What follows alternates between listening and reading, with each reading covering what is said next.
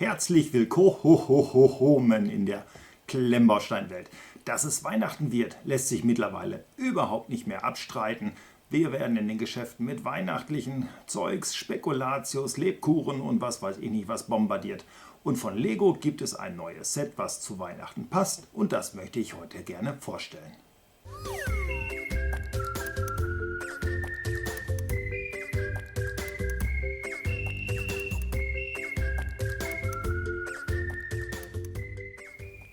Das Clubhaus der Elfen kommt in diesen doch eher, würde ich sagen, schönen Karton, schwarz-weiß gehalten.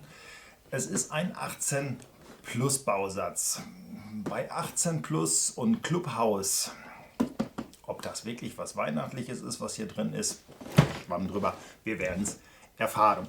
Also wie gesagt, der Karton von der Hermachung oder von der Aufmachung her sehr schön gelungen. Hier mal, auf der Seite eine 1:1 Abbildung des Sterns und hier ein paar Elfen. Auf der Rückseite kriegen wir so einen kleinen Einblick in das Innere des Hauses.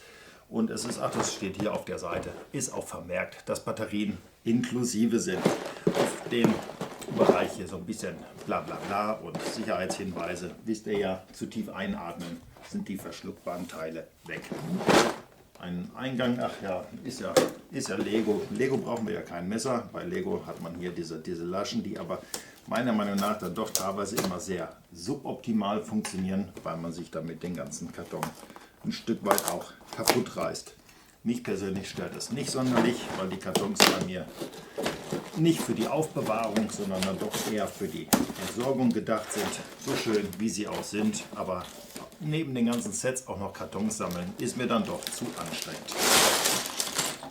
Einmal kurz und beherzt geschüttelt, liegt alles, was zu dem Clubhaus gehört, schon hier auf dem Tisch. Ich sehe schon als erstes, bei Tüte Nummer 5 hört das Ganze schon auf. Muss man eigentlich nicht nochmal einpacken. Klar ist das schön, wenn sie nicht zerknittert ist, aber trotz alledem denke ich mal, dass man die Bauanleitung auch noch in eine Tüte, muss denke ich mal nicht unbedingt sein. Weil dann hätte man uns ja für diese Sticker auch nochmal eine Tüte gönnen können. Es ist wirklich nicht viel an Stickern und es ist eine elendig und ein Stück weit auch wirklich mühselige Diskussion geworden. Sticker, Prints in dem Preissegment, sorry, bei 5 Stück, da gehören keine Sticker da rein, da gehören Prints dabei. Also wenn so ein Riesenkonzern wie Lego sich das nicht leisten kann, dann weiß ich es nicht. Das hier ist das erste Handbuch, Bedienungsanleitungsbuch, Baubuch. Es ist süß und wirklich klein, bin ich jetzt ein bisschen überrascht. Normalerweise hat man immer 2 gleichwertige Bücher dabei, hier ein großes und ein kleines. Es geht hier wirklich nur um den Schlitten. Ach nee, der Baum wird hier auch gemacht. Gut, hätte man eventuell auch in ein Buch bringen können. Das gleiche Problem, wie ich es bei der Krokodil auch schon angesprochen hatte. Dieses schwarze Design vom Karton zieht sich durch, aber hier bauen wir keine dunkle Lok mit schwarzen Teilen. Ich denke mal, hier wird es eventuell weniger Probleme mit der Erkennbarkeit der Bauanleitung geben. Weil euch das wieder zu laut an den Ohren ist, würde ich sagen, ich sortiere das Ganze grob vorweg und dann schnappe ich mir mal Tüte 1. Tüte 1 scheint ja auch nur eine Tüte zu sein. Da drin noch 1 oder 2 kleinere. Ich gebe das hier mal hin und dann schauen wir mal, dass wir das Ganze zusammenkriegen.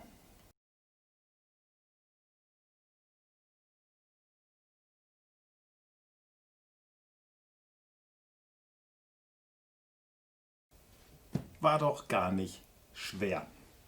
Das Tierchen kommt als fast fertige, als fertige Figur zu uns.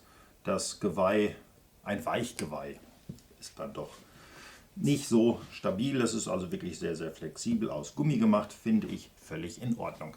Wenn sich jemals jemand fragen sollte, was ist denn der Unterschied zwischen einem Set aus China und einem Set von Lego? Das hier ist die Antwort. Bei Lego der Teiletrenner in der ersten Tüte, bei den China-Sets meistens in der letzten Tüte. haben wir das auch mal geklärt. So, ich würde sagen, gar nicht großartig lange rumgeredet. Wollen ja das ganze Clubhaus mal stehen sehen und deswegen fange ich mal an, den ersten Bauabschnitt zu bauen.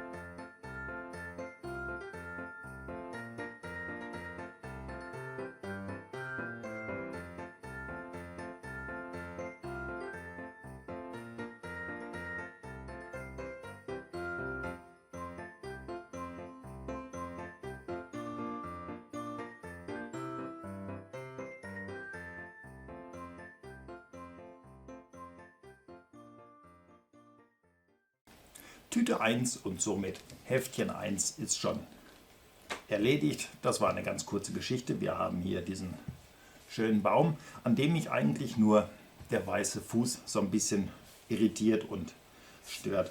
Ich denke mal, im Braun hätte der ein kleines bisschen besser ausgesehen. Hier der erste Elf auf seinen Schlitten. Eine schöne Sache, wie ich finde. Und dann, wie wir es von diesen Weihnachtssets kennen, so kleine, bleib stehen, ist die Titanic, die singt schon. Kleines Klavier, muss ich mal so rumdrehen, dann könnt ihr das auch sehen. Den roten Baron hat man uns hier als Flugzeug auch mit gegönnt. Ein PC, der so ein bisschen in den 90ern stecken geblieben ist und 2 Geschenke sind soweit dabei. Einiges an Teilen, die jetzt schon übrig geblieben sind. Das einige ist schon wirklich reichlich, so mal hier hingepackte Teile, Trenner sowieso. Das war bis hierhin alles überhaupt kein Problem zu bauen. Das sieht auch alles soweit ganz gut aus. Das eigentlich Interessante, das Clubhaus, das wird dann jetzt in den nächsten 4 Bauschritten oder in den Bauabschnitten passieren. Und naja, würde ich sagen, einfach mal ran ans Werk, damit wir das ganze gesamte Objekt dann sehen können. Ich denke mal, ich baue das jetzt komplett fertig, es sei denn, es passiert unterwegs mal irgendwas, wo ich denke, dass man da mal drauf eingehen könnte. Ansonsten ist es eine recht überschaubare Sache und ich lege da jetzt einfach mal los.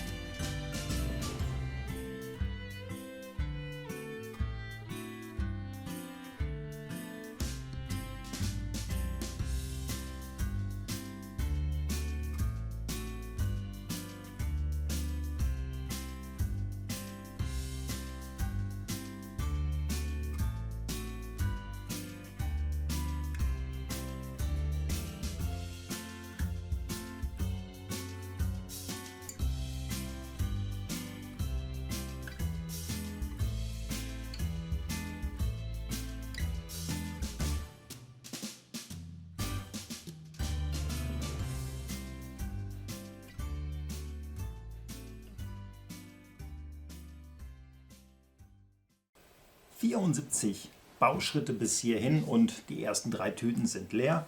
Ich denke mal, bevor jetzt alles mit dem Dach zugemacht wird, kann man ja schon mal ein bisschen reingucken. Also die Front als solches, muss ich sagen, bis hierhin ist eine richtig feine Sache.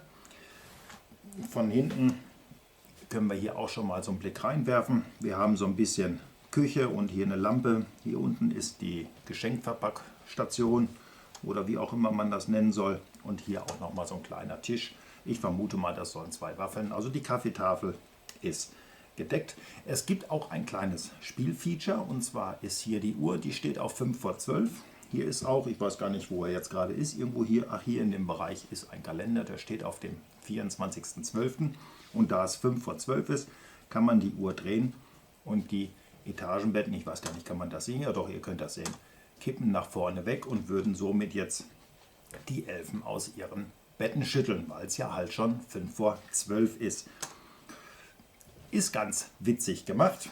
Für mich als solches natürlich jetzt nicht so wichtig, dass das möglich ist, weil ich möchte es dann doch lieber irgendwo hinstellen, wo es dann der Weihnachtsdekoration dient. Ein kleines bisschen enttäuscht bin ich von der Größe. Also im Verhältnis zum letzten Jahr, ihr seht es ja, hinter mir steht es, das Lebkuchenhaus. Das fand ich schon sehr klein, aber dieses hier ist dann doch noch ein wenig kleiner. Ich denke mal, zum Schluss stelle ich es mal kurz daneben. Also ein Jahr später, man möchte die Weihnachtsdekoration ausbauen, wird es aber dann doch ein klein bisschen kleiner, obwohl, wenn ich da so gucke, es wird ja doch schon ordentlich kleiner. Also da versprach das Bild auf dem Karton dann doch ein bisschen was Größeres. Ich weiß, man hätte es anhand der Noppen abzählen können, dann hätte man es geahnt, aber wenn es vor einem steht, sieht es ja dann doch immer alles ein bisschen anders aus. Fehlteile, selbstverständlich. Was heißt selbstverständlich, ist es auch nicht, aber Fehlteile hat es bis hierhin keine gegeben. Die Klemmkraft der Steine, die ist Lego gewohnt. Soweit völlig in Ordnung. Wie das dann in einem Jahr aussieht, keine Ahnung, weiß ich bis hierhin nicht. Vermutlich aber genauso, denn ich baue es ja nicht auseinander. Ich stelle es nur vernünftig wieder dann in einen Karton, dass es nicht zustauben kann übers Jahr. Und dann holt man das nach einem Jahr dann wieder raus, weil das ist ja nicht unbedingt was man im Sommer stehen hat. Dies könnt ihr gar nicht sehen. Die beiden Elfen, also es war pro Bauschritt oder pro Tüte war jetzt immer einer von den Elfen mit dabei. Sind ganz putzig, die kleinen. Hier vorne der dritte, die packe ich dann mal ganz zum Schluss nochmal mit dabei. Es sind mittlerweile immer mal wieder Steine übrig geblieben, aber es wird weniger. Also in der ersten Tüte war es wirklich extrem viel, was übrig geblieben ist. Jetzt wird es dann immer überschaubarer, was man so mit dabei bekommt. Und damit ist das soweit in Ordnung. Immer noch besser, als wenn was fehlen würde.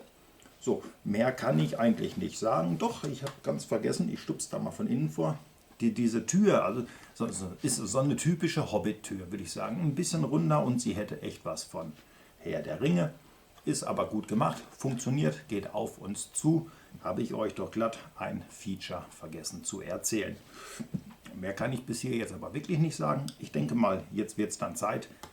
Hier fehlt ein Kamin und wenn es mal regnet oder schneit, dann regnet es oder schneit es noch rein. Auch das muss man jetzt noch ändern und das kann man ändern und das werde ich ändern.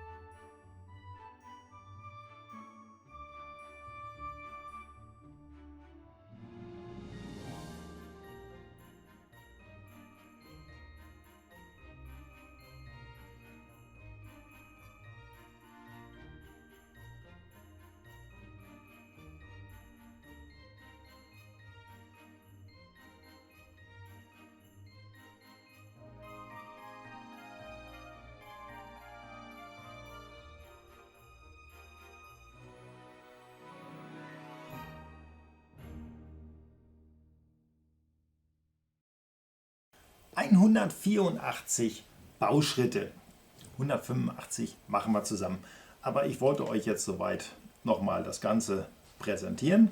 Nochmal die Steine hier weg. Also es ist viel Kleinkram übrig geblieben, wie man es eigentlich auch kennt. Ich finde die Fassade nach wie vor optisch sehr gut gelungen. Die passt in die weihnachtliche Zeit. Hier haben wir jetzt noch 2 Lichterketten dabei gekriegt. Es wäre jetzt natürlich das Genialste überhaupt, wenn diese Lichterketten auch noch leuchten würden.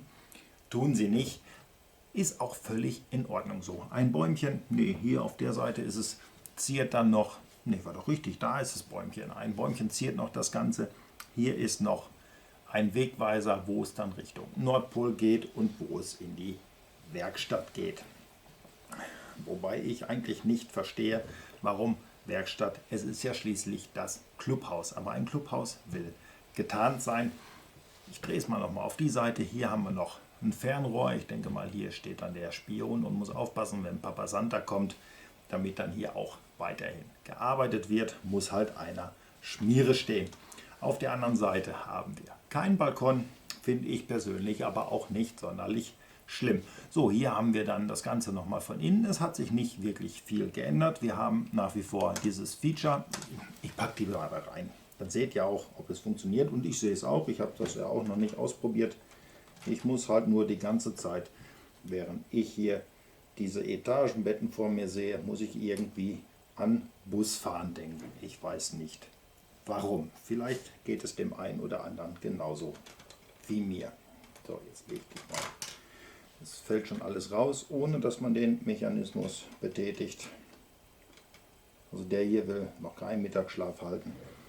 So, drehe ich es mal vorsichtig um, damit der Effekt nicht im Vorfeld erhascht. Hier oben übrigens ein Lichtstein. Kann man das überhaupt sehen mit meiner ganzen Beleuchtung hier? Ich mache es mal gerade ein wenig dunkel.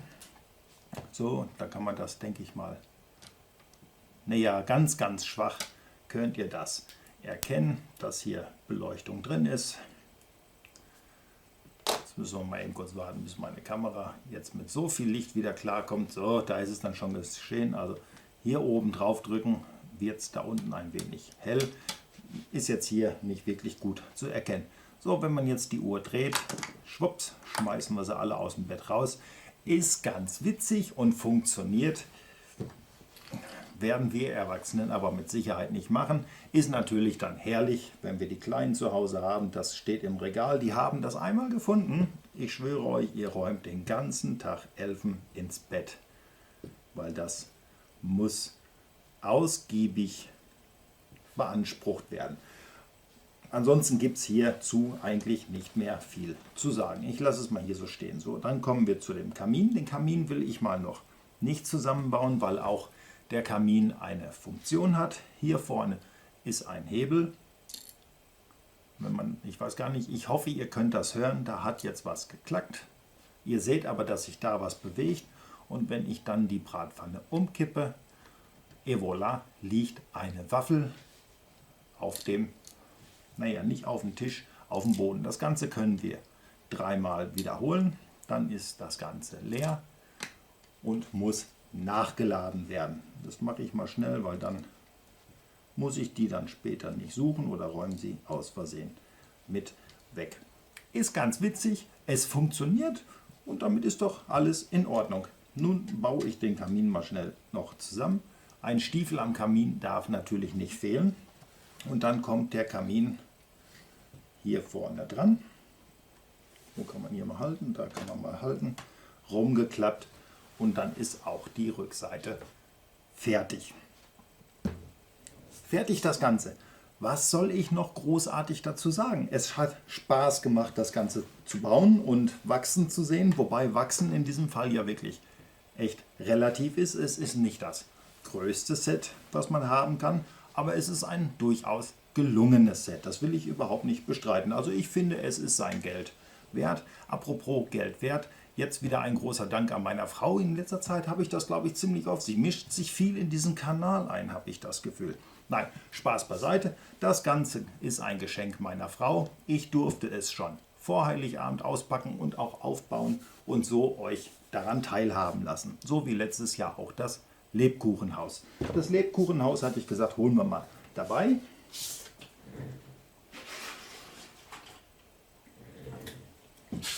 Ich kann mich noch an Kommentare aus dem letzten Jahr erinnern, die geschrieben haben, das Lebkuchenhaus wirkt aber ziemlich klein. Ja, habe ich damals auch gesagt. Jetzt mal eben den mit davor gestellt. So viel kleiner ist er dann doch nicht, also es täuscht ein bisschen. Also trotz alledem sah er auf dem Karton oder sah das Clubhaus auf dem Karton ein wenig größer aus, als es ist. Das schönere Set ist das Lebkuchenhaus, will ich jetzt auch mal sagen. Also hier ist es dann doch schon wesentlich spartanischer geworden, wenn es um Einrichtung etc. und so weiter geht. Da juckt mir sogar der Kopf. Nein, also da muss man sagen, ist das Lebkuchenhaus definitiv das etwas schönere Set, wenn man sie jetzt wirklich direkt miteinander vergleicht. Aber beide zusammen passen wirklich wunderbar in eine weihnachtliche Landschaft, die man sich aufbauen kann. Es gibt dann ja auch den Bahnhof, den Zug. Es gibt wirklich vieles mittlerweile, was man in so eine weihnachtliche Landschaft reinstellen kann. Was haltet ihr von dem Set? Erzählt es mir doch. Schreibt es mir unten in die Kommentare. Würde mich wirklich interessieren. Und ich weiß, ihr schreibt da wirklich teilweise großartige Sachen rein. Also zögert nicht, lasst es raus. Stellen wir nochmal den mit dabei. Also der hier so, das ist so mein Favorite bei dem ganzen Set. Da fehlte jetzt eigentlich nur noch irgendwo der Santa. Ich weiß, hinten im Regal steht er, aber hier hätte er dem Set vielleicht gar nicht mal so schlecht getan. Weil, habe ich euch nicht gezeigt, aber hier irgendwo, hier unten an der Wand hing sogar ein Porträt mit den Elfen und mit dem Weihnachtsmann. Hätte man ihn ja auch dabei packen können. Nur mal so am Rande. Was soll ich sagen? Außer vielen Dank, dass ihr mir mal wieder zugeschaut habt. Ich hoffe, es hat euch gefallen. Daumen rauf, Daumen runter. Müssen wir nicht drüber reden, ne? Wenn es euch gefallen hat und ihr möchtet nächstes Mal zu mir wiederkommen, dann macht das bitte gesund.